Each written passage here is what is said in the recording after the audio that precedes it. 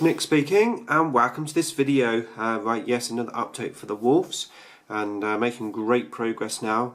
So yeah, I went in and I've washed the grey armour in the recesses with Nuln Oil, and I've done some work on the wolf sections as well, like all the fur basically.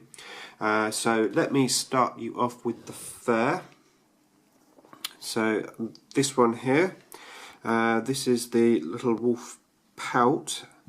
Now originally, if you're probably not aware, but this was actually a metal pelt, which is supposed to go obviously on the trousers at the back of a normal wolf.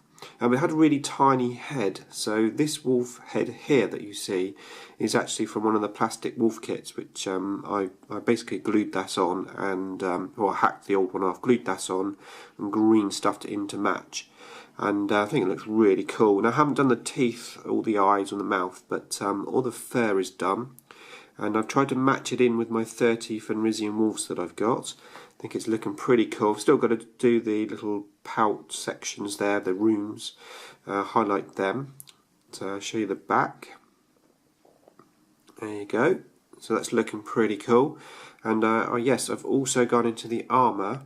Try to get this to focus nicely. Okay, so I've done the armour there. Did take a long time just to go into the recesses, but it was definitely beneficial because I don't have to go back over the armour with the grey, and grey covering black's quite difficult anyway. So it's looking pretty cool. Now I may potentially have to just touch it up here and there before I highlight it, but on the whole it's looking pretty cool. And I'm obviously going for this sort of old beaten look anyway, so I think it's coming on quite nicely. Now as you can see, I've got two eyes done. Let me try and get this to focus close. Probably won't. I haven't got a clue if you can see that.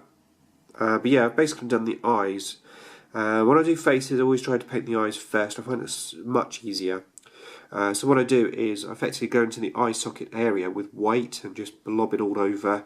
Well, I say blob, obviously nice and thin coats, but it all over that area.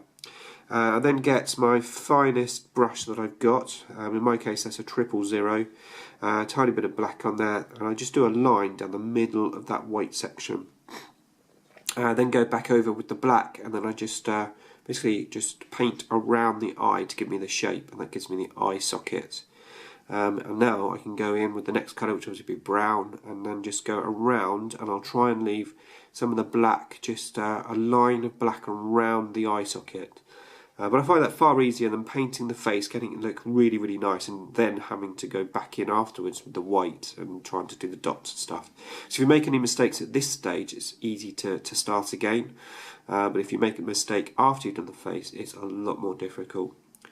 So yeah, that's that guy. Let me show you someone else. Actually, I'll show you the other one with eyes. So that's this dude. Try to focus it in. Focus. So again, I've done his eyes and all of that armour and the backpacks.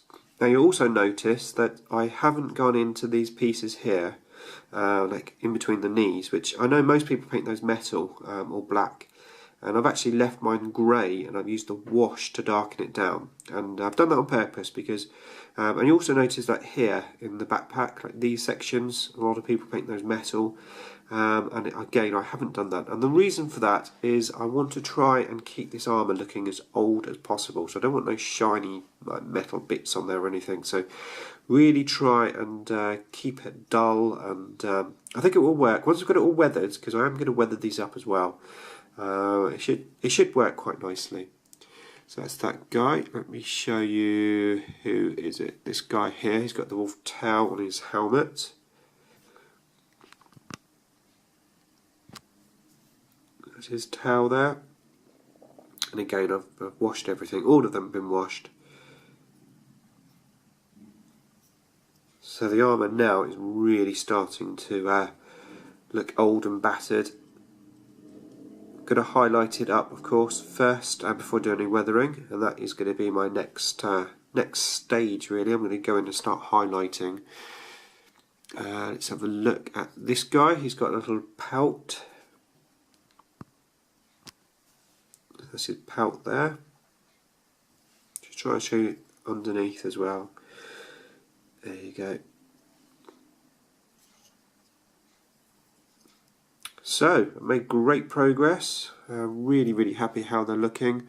Obviously there is a lot more work to do, but I'm on the fine details now, so yeah, the fun really begins now, making this unit look as good as I can. Actually, just a quick chat about the shoulder pads. I am going to freehand the shoulder pads. Now, on my test mini, I've done one of these before as a test mini for a Space Marine project for Dragon Forge Studios. And on there I did some freehand, which went really well. I was very happy with it. Now, that was just a single miniature, so it's going to be slightly more difficult with these because obviously I've got to do it on all 10 minis, and I want to try to get them to look as equal, you know, there's basically the same on each one. It's going to be tough, but I'm going to give it a go. I do have some special 13th Company transfers or decals, but they're about 13, 10 years old, whatever. They're old enough that they're going to be no good anymore. And to be fair, I want this unit to be, or the whole army, to be as good as I can get it. So I think freehand on the shoulder pads is the way I'm going to go. Okay, so yeah, that's it for this video. I said hopefully you like my progress, and I shall see you in the next video. Thanks for watching.